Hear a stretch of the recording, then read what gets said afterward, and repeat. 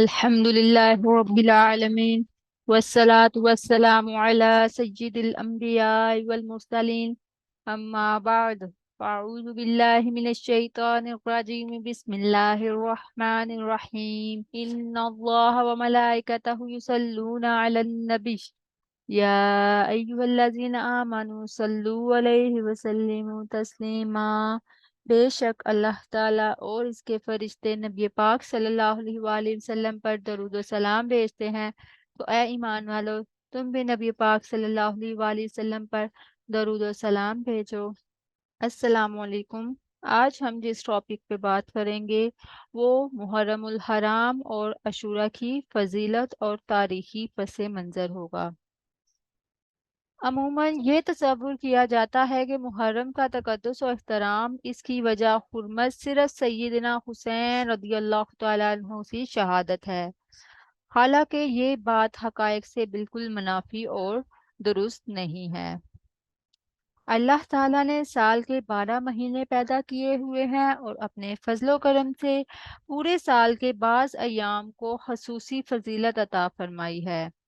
ان مہینوں میں محرم الحرام کا مہینہ ایسا مہینہ ہے جس کو قرآن کریم نے حرمت والا مہینہ قرار دیا ہے، اور پھر محرم الحرام میں محرم کی 10ویں تاریخ، جس کو عام طور پر عاشورہ کہا جاتا ہے، جس کے معنی ہے 10واں دن۔ یہ دن اللہ تعالیٰ کی رحمت و برکت کا خصوصی طور پر حامل ہے۔ عموماً یہ تصور کیا جاتا ہے کہ محرم کا تقدس و احترام اور اس کی بجائے حرمت صرف سیدنا حسین رضی اللہ تعالیٰ عنہ کی شہادت ہے، حالانکہ یہ بات حقائق سے بالکل منافی اور درست نہیں ہے۔ اصل میں محرم الحرام کی فضیلت اور تقدس شہادت حسین اور وقوع کربلا کے باعث نہیں۔ دین اسلام میں اس مہینے کی فضیلت اس سے پہلے بھی تھی، بلکہ اسلام سے قبل کے ادیان میں بھی اس کی فضیلت و احترام مسلم چلی آ رہی تھی۔ ایک تو یہ کہ محرم کا شمار ان 4 اشہر الحرام میں سے ہوتا ہے جن کا ذکر قرآن کریم نے یوں کیا ہے: بے شک اللہ کے ہاں اللہ کے علم میں مہینوں کی تعداد اس دن سے 12 ہے جس سے اللہ نے زمین و آسمان پیدا کیے، اور ان میں سے 4 عزت والے ہیں۔ ان 4 مہینوں سے مراد احادیث و مفسرین کے اقوال کی روح سے ذی القعدہ، ذی الحجہ، محرم اور رجب ہے۔ دوسری وجہ یہ کہ ان مہینوں کی عزت و حرمت پہلے ہی سے دین ابراہیمی میں بھی چلی آ رہی تھی، حتیٰ کہ مکہ والے بھی ان مہینوں کو قدر کی نگاہ سے دیکھتے تھے، خصوصاً محرم کو بہت محترم مہینہ سمجھتے تھے۔ اور صحیح بخاری میں ہے، زمانہ جاہلیت میں قریش بھی عاشورہ کا روزہ رکھتے تھے۔ جب اسلام آیا تو اس میں بھی یہی عزت و حرمت برقرار رہی۔ محرم الحرام کی حرمت کی تیسری وجہ یہ ہے کہ اس مہینے کا تقدس و اہمیت موسیٰ کے دین میں یوں بڑھ گئی۔ جب حضرت موسیٰ بنی اسرائیل کو فرعون لائن سے اسی ماہ محرم کی 10 تاریخ کو نجات ملنے کی خوشی میں اللہ کا شکر ادا کرنے کے طور پر اس دن روزہ رکھنے کا حکم ہوا، جسے سیدنا موسیٰ نے مع قوم بجا لایا۔ اس طرح یہ طریقہ عزت و احترام بنی اسرائیل میں چلا آتا رہا۔ چوتھی اہم بات یہ کہ اس مہینے کو حدیث میں نبی کریم صلی اللہ علیہ وآلہ وسلم نے شہر اللہ یعنی اللہ کا مہینہ قرار دیا ہے، تو یہ خاص مہینہ ہے۔ پانچویں وجہ یہ کہ احادیث میں اس ماہ کی فضیلت وارد ہوئی ہے۔ حضرت علی رضی اللہ تعالیٰ عنہ سے کسی شخص نے سوال کیا کہ ماہ رمضان المبارک کے بعد میں کون سے مہینے میں روزے رکھوں؟ تو حضرت علی نے جواب دیا کہ یہی سوال ایک دفعہ ایک آدمی نے رسول اللہ صلی اللہ علیہ وآلہ وسلم سے بھی کیا تھا، اور میں پاس بیٹھا تھا، تو آپ صلی اللہ علیہ وآلہ وسلم نے جواب دیا تھا کہ ماہ رمضان کے بعد تم نے اگر روزہ رکھنا ہے تو ماہ محرم میں رکھو، کیونکہ وہ اللہ تعالیٰ کا مہینہ ہے۔ اس میں ایک ایسا دن ہے جس میں اللہ تعالیٰ نے ایک قوم کی توبہ قبول فرمائی اور آئندہ بھی ایک قوم کی توبہ اس دن قبول فرمائے گا۔ اس طرح محرم الحرام کی 10ویں تاریخ یعنی یوم عاشورہ بڑا ہی محترم و بلشان اور عظمت کا حامل دن ہے۔ رمضان المبارک کے روزوں کی فرضیت سے پہلے 10 محرم عاشورہ کا روزہ رکھنا مسلمانوں پر فرض تھا، اور بعد میں جب رمضان کے روزے فرض ہو گئے تو اس وقت عاشورہ کے روزے کی فرضیت منسوخ ہو گئی۔ لیکن نبی کریم صلی اللہ علیہ وآلہ وسلم نے عاشورہ کے دن روزہ رکھنے کو سنت و مستحب قرار دیا، اور نبی کریم صلی اللہ علیہ وآلہ وسلم نے اس دن کے روزے کی اہمیت یوں بیان فرمائی: مجھے اللہ تعالیٰ کی رحمت سے یہ امید ہے کہ جو شخص عاشورہ کے دن روزہ رکھے گا تو اس کے پچھلے ایک سال کے گناہوں کا کفارہ ہو جائے گا۔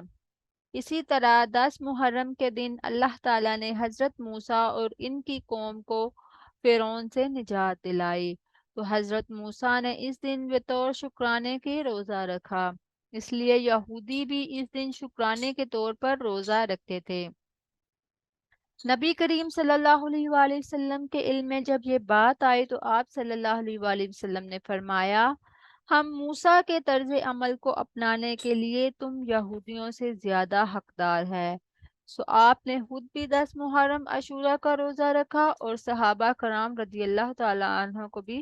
روزہ رکھنے کا حکم دیا۔ نبی کریم صلی اللہ علیہ وآلہ وسلم نے ہمیشہ اپنے حیات میں عاشورہ کا روزہ رکھا،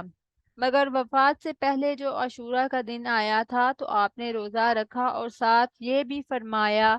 کہ 10 محرم کو ہم مسلمان بھی روزہ رکھتے ہیں اور یہودی بھی، اس لیے اگر میں آئندہ سال زندہ رہا تو صرف عاشورہ کا روزہ نہیں رکھوں گا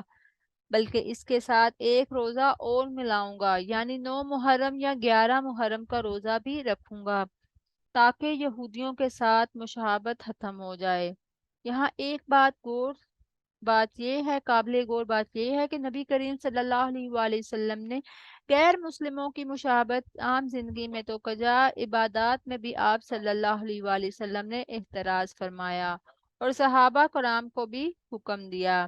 اس کے علاوہ محرم الحرام میں بہت سے اہم واقعات شہادت حسین رضی اللہ تعالیٰ عنہ سے قبل تاریخ کے اوراق میں وقوع پذیر ہوئے، جس کی تفصیل درج ہے۔ نبی کریم صلی اللہ علیہ وآلہ وسلم کو کفار مکہ نے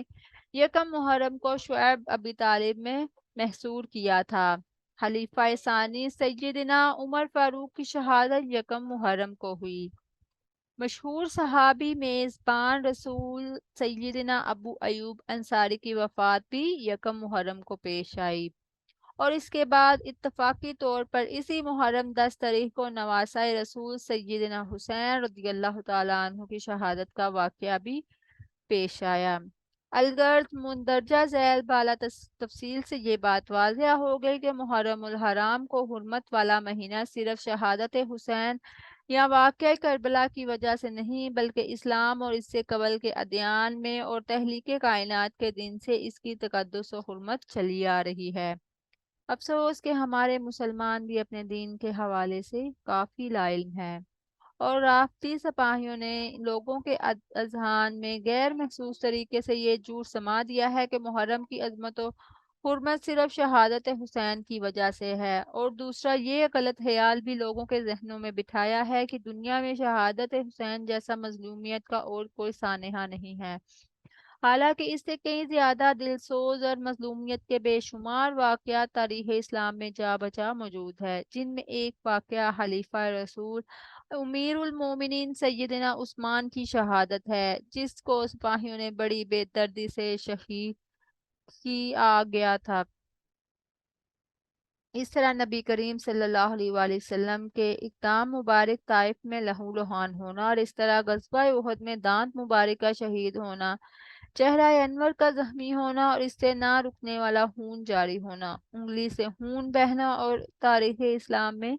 بہت سے انبیاء کرام کے ظلم و بے دردی کے ساتھ شہید ہونے کے واقعات جا بجا موجود ہیں،